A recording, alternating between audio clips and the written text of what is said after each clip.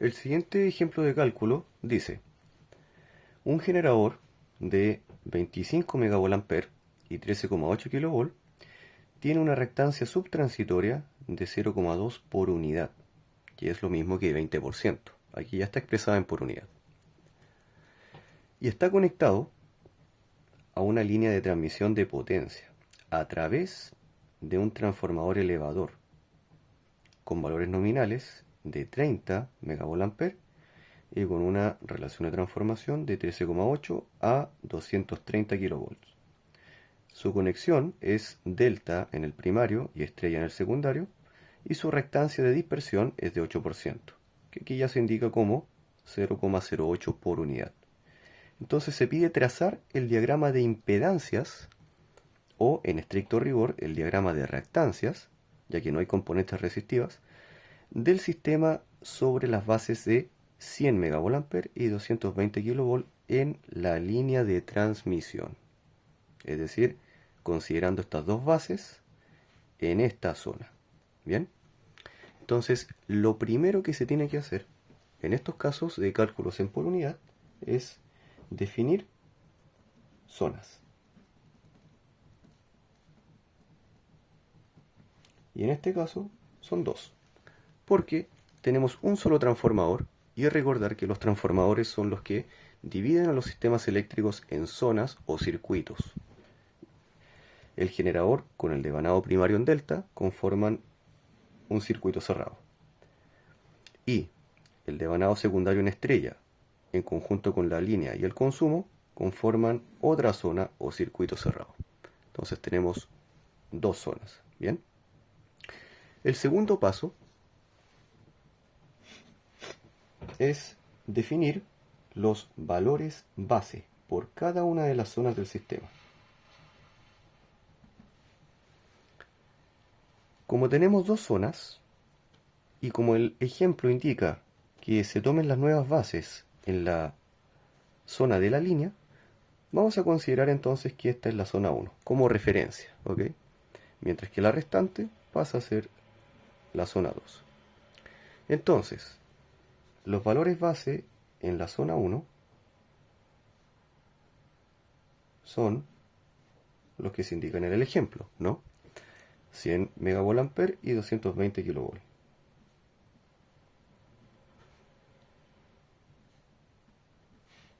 En tanto que en la zona 2, la potencia base sigue siendo 100 MVA, ya que esto se basa en que en un sistema de potencia lo que se suministra es potencia en todos los circuitos de igual forma, gracias a los transformadores. Entonces, cuando se indica la potencia base en un sistema eléctrico, en una zona, esa potencia base pasa a ser inmediatamente la misma potencia base para todas las zonas restantes y no cambia. Por lo tanto, sigue siendo 100 MVA. Pero podría cambiar la tensión. Bien, en este caso podemos ver que en la zona 1 tenemos una tensión base, según el ejemplo, de 220 kV. Mientras que el transformador, si lo vemos desde el lado de alta al lado de baja, es de 230 kV a 13,8 kV. Por lo tanto, como la tensión base acá es 220, se tiene que aplicar la regla de 3 simple, mediante la razón de transformación, para poder obtener la nueva tensión base en la zona 1.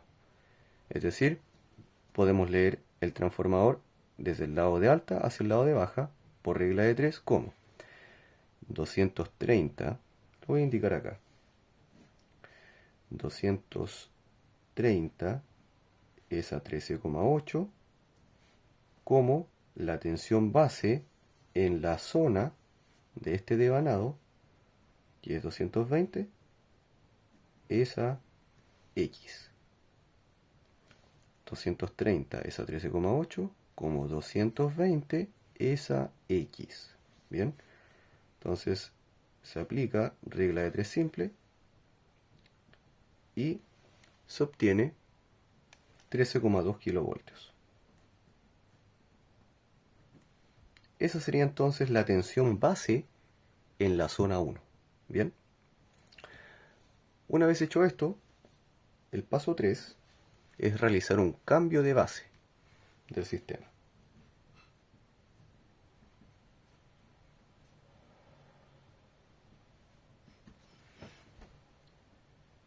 Entonces, tenemos información de dos máquinas eléctricas del sistema, del generador y del transformador. No tenemos información de la línea de potencia ni del consumo, por lo tanto a estos no se les debe aplicar un cambio de base, ¿ok? Pero sí conocemos las reactancias del generador y del trafo, por lo tanto tenemos que realizar dos cálculos de cambio de base. Primero, el cambio de base del generador. La nueva reactancia del generador será igual entonces a su reactancia inicial, que es 0,2 por unidad. No olvidar la letra J porque es reactancia. Y esto multiplicado por la reactancia base 1, que es la reactancia nominal del generador debido a sus datos de placa, es decir, 13,8 al cuadrado divididos por 25. Y abajo la reactancia base 2, que es la reactancia nominal nueva bajo los valores base del sistema. Bien, y en este caso corresponden a los valores base de la zona 2. En la zona 2, la tensión base es 13,2 kV. Entonces decimos 13,2 al cuadrado y la dividimos por la potencia base de la zona 2, que es 100. Se obtiene entonces una nueva reactancia de J 0,8744 por unidad. Ahora realizamos el cambio de base de la reactancia de dispersión del transformador. Esto es J 0,08 por la reactancia base nominal del transformador, ya sea desde el lado primario o desde el lado secundario. Si utilizamos los valores nominales de tensión y potencia del lado primario, debemos considerar también los valores nominales base de la zona 2. Por el contrario, si trabajamos con los valores nominales de tensión nominal y potencia nominal del otro lado, del lado secundario, debemos relacionarlos con la reactancia base de la zona 2, perdón, de la zona 1. Bien, o sea, hay que trabajar desde un lado u otro del transformador, pero no mezclar datos. Entonces aquí no interesa qué lado se deba tomar, porque se va a llegar al mismo resultado. Yo elijo trabajar con los valores de la zona 1. Entonces, la reactancia base nominal de este lado quedará condicionada por la tensión nominal, que son 230 al cuadrado, dividido por la potencia nominal del trafo, que es 30. A su vez, esto está dividido por la reactancia base de la zona 1. Y la reactancia base de la zona 1 queda definida por estos valores base, es decir, 220 al cuadrado divididos por 100. Entonces, la nueva reactancia del transformador es de J 0,2915 por unidad. Finalmente, para responder al enunciado, en el paso 4 vamos a trazar el diagrama de impedancias del sistema, o, en estricto rigor, el diagrama de reactancias.